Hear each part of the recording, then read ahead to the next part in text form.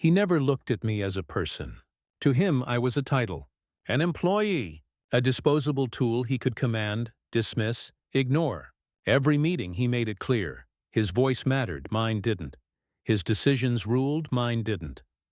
I worked in silence. Numbers, data, projections. These were my weapons. He never noticed. He thought power came from shouting. He thought control meant reminding me every day of my place. "Don't forget," he said once, loud enough for everyone to hear, "you're just an employee." Laughter followed. Forced laughter. The kind that fills a room but empties a soul. I nodded. I stayed quiet. Because silence is memory. Silence stores every insult. Silence remembers every humiliation. Silence sharpens every wound into a blade. The company wasn't his alone. It belonged to the board, to investors, to the people who trusted the numbers. And numbers never lie. I built them, tracked them, shaped them. While he played king, I built the castle. While he mocked, I studied. Every department's health, every revenue stream, every failing decision he buried under arrogance. I kept the receipts. He didn't know I had the keys. He didn't know I could open the vault of truth. For years, I watched him weaken the company. He stole credit. He hid losses. He silenced voices. But numbers don't stay buried forever. They whisper. They build. They wait for someone patient enough to listen. I listened. I gathered. I archived. The breaking point came when he humiliated me in front of the board. A presentation mine. Data I had prepared. He cut me off after 2 slides. "This is boring," he said. "Don't waste our time with details." Then he clicked to the final slide, smiled, and claimed the work as his. The board clapped. He basked. And I stood there, invisible. But invisibility is power when no one sees you coming. That night, I made my decision. No shouting, no confrontation. Silence, but silence with purpose. I compiled everything. Revenue decline hidden by creative reports. Misallocated funds. Deals that never should have been signed. Decisions that drained millions, all tied to his name. The board trusted numbers. I gave them numbers, not opinions, not emotions, just truth written in black and red. He called me weak. He called me just an employee. He thought silence meant submission. But silence is strategy. And when it breaks like thunder. The file was ready. The board meeting was scheduled. And for the first time I smiled walking into that room. Because I knew what was coming. He didn't. This was no longer about survival. It was about control. And I controlled everything he thought he owned. The boardroom was polished glass and quiet power. A long table, men and women who decided futures with a signature. He loved that room. It was his stage. His throne. Every time he walked in, his chest swelled, his voice rose, his arrogance sharpened. That morning, he strutted as always. Tailored suit, perfect smile, rehearsed confidence. He looked at me as if I didn't exist. I was in the corner with my file silent. He began with charm. "Ladies and gentlemen, the company is strong. Growth is stable. The numbers prove it." He clicked through slides filled with manipulated graphs, inflated projections, selective truths. The board nodded. They trusted him. They always had. Until I stood. The room turned. Silence fell. No one expected me to interrupt. I had never interrupted. But silence isn't forever. "I have numbers too," I said. Calm, steady. He laughed.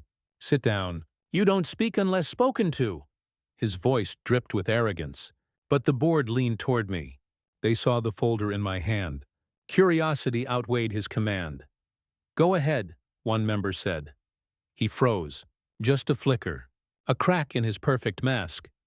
I walked to the screen. Slid my file across the table. Page after page of truth. Losses hidden behind creative accounting. Deals that drained money instead of earning it. Forecasts he had manipulated. Expenses signed off for personal indulgence. His signature on every line. "This is impossible," he snapped. But his voice shook. He flipped through pages, faster, faster, hoping to find errors. There were none. The board shifted. Whispers grew. Eyes sharpened. One asked, "Are these accurate?" "They're verified," I said. Calm, precise. Every number traced. Every loss documented. Every deception recorded. He tried to fight. He's lying. He's just an employee. He doesn't understand the bigger picture. But numbers don't lie. Silence doesn't lie. Arrogance lies. And his arrogance had no place left to hide. A member looked at me. "How long have you been collecting this?" "Years," I answered. Gasps. Murmurs. The room tilted against him. His face twisted. Rage, fear, desperation. "You can't do this." "I built this company." I stared at him. "No, you drained it. You burned it for pride. And I built the proof." The boardroom turned silent again. But not for him. For me, they asked for votes. Hands rose. His support crumbled like sand in water. One by one, his allies abandoned him. The chairman's voice was final. "Effective immediately, you are removed from your position." His face drained. His mouth opened, but no sound came. He looked around, searching for loyalty, but found only eyes turned cold. Then he looked at me. For the first time, no arrogance. Just fear. I didn't smile. I didn't speak. I didn't need to. The board turned back to me. "You knew this. You protected the company when he didn't. You understand the numbers. You understand the truth. What position do you want?" The silence in the room shifted. It wasn't his silence anymore. It was mine. Heavy. Final. And then I spoke. Soft but clear. His chair. By morning, he was gone. By night, I was sitting where he once ruled. The office felt different that night. Same walls, same glass, same polished table, but the weight of it had shifted. For years, his voice had filled this room, sharp, arrogant, dismissive. Now it was silent. His absence was louder than his presence ever was. I sat in his chair. Not rushed, not triumphant, just steady, calm.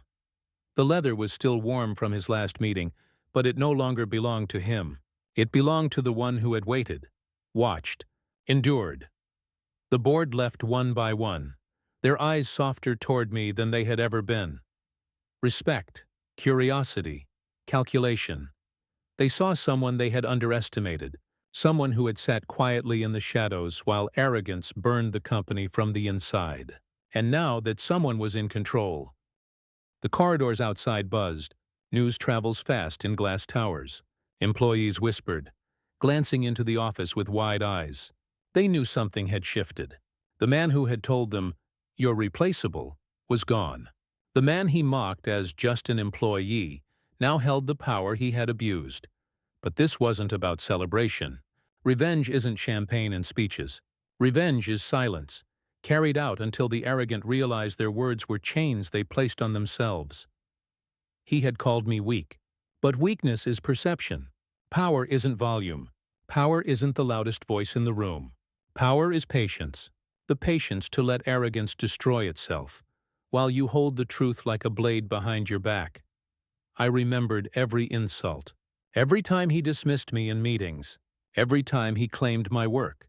Every time he reminded me of my place. He believed hierarchy was power. He believed the title above his name meant untouchable. He forgot one truth. Companies aren't built on titles. They're built on numbers. And I controlled the numbers. The next morning, the news spread beyond the building. The board issued statements. Investors were informed. Shareholders learned the truth. His reputation collapsed overnight. Papers ran the story. Executive removed for mismanagement. Successor appointed from within. No name mentioned mine, not yet. But inside these walls, everyone knew. When he came to clear his office, the building froze. No entourage, no swagger, just a man walking through halls he once ruled, eyes avoiding stares that once bent to him. He saw me in his chair. Our eyes met. No words. His lips trembled, his face pale. He looked away. That silence was heavier than any insult he had ever thrown. He left with boxes. I stayed with control. Weeks turned to months. The company shifted under my leadership. Not loud shifts. Quiet corrections. Budgets balanced. Departments supported. Growth restored. I didn't need arrogance to lead. I needed truth, patience, precision.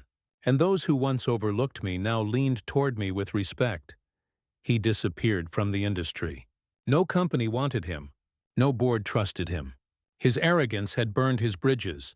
He tried consulting, he tried lecturing, but his name carried failure now, not power. And me? I didn't gloat. I didn't chase revenge beyond that day. Because revenge wasn't about destroying him. It was about freeing myself. Sitting in his chair wasn't about power. It was about proof. Proof that silence is not weakness. Proof that patience wins wars. Arrogance doesn't even know it's fighting. Proof that the quiet ones, the overlooked, the dismissed, are often the ones holding the strings. When I looked out from that office window at night, the city lights sharp against the glass, I understood something he never did. Control isn't about shouting. Control isn't about reminding people of their place. Control is knowing your own place and building it so solid that no one can take it away. He thought my silence meant submission. He thought my nod meant defeat. He thought my patience meant fear. But silence was a strategy. Nodding was disguise. Patience was the blade. And when it struck, it ended everything he believed unshakable. By morning, he was removed. By night, I was sitting in his chair, and I never forgot what he said. "Don't forget your place." I didn't. I built it. And now it was mine.